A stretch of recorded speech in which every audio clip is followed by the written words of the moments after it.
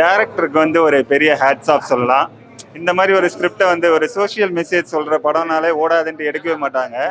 இது ரொம்ப ரொம்ப செம்மையாக எடுத்திருக்காரு. ஒரு மீடியேட்டராக இருந்து இந்த மாதிரிலாம் பண்ண முடியுமா, இந்த அளவுக்கு ஒரு இம்பேக்ட் கிரியேட் பண்ண முடியுமான்ற மாதிரி பயங்கரமாக நடிச்சிருந்தாரு.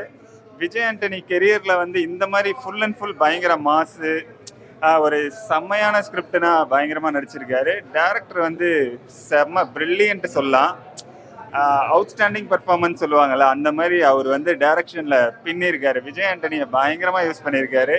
இப்போ எப்படின்னா, எப்பயுமே எல்லாருமே பயங்கரமாக ஓய்னு கத்துவாங்க, பயங்கரமாக பண்ணி பர்ஃபார்மன்ஸ் அப்படி பண்ணுவாங்க. இவர் அப்படியே ஒரு சட்டிலாக வராரு, ஆனால் பண்ணுற வேலைலாம் பயங்கரமாக இருக்குது.